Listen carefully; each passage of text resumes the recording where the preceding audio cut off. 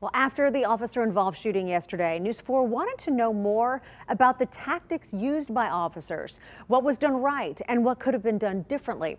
Well, News 4's Tosin Fakile talked to a retired officer. Tosin, what were his takeaways after watching that body camera footage?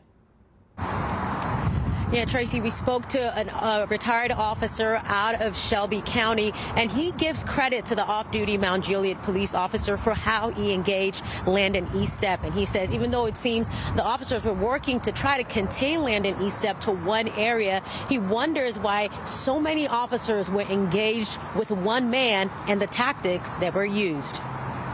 Landon.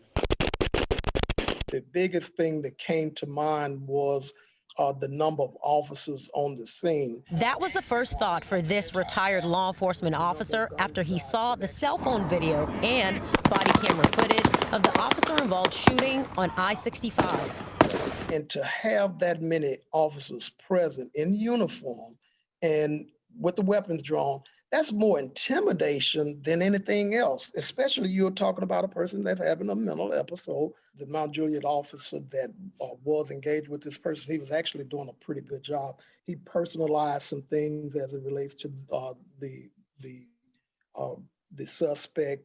Collins said the off-duty Mount Juliet police officer's interaction was the one thing that was done right. He did everything that you would do in a crisis such as this. But even with that, Collins said in the time frame this happened, the one group that should have been there wasn't.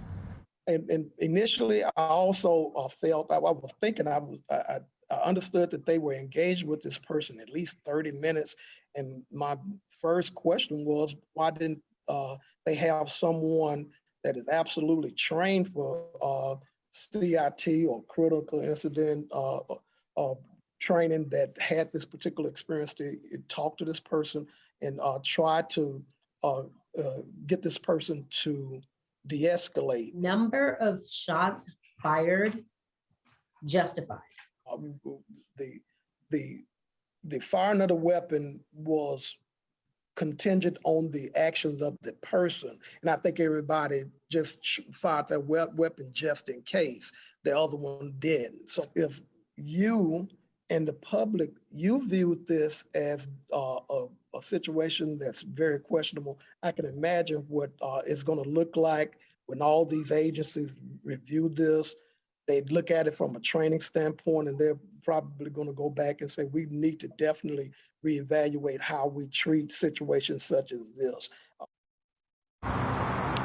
Now, Collins, who you heard from, said obviously it is a little easier to critique things from this angle, but he did also say that, you know, everything in law enforcement, there is no textbook way to dealing with things, and every situation, Tracy,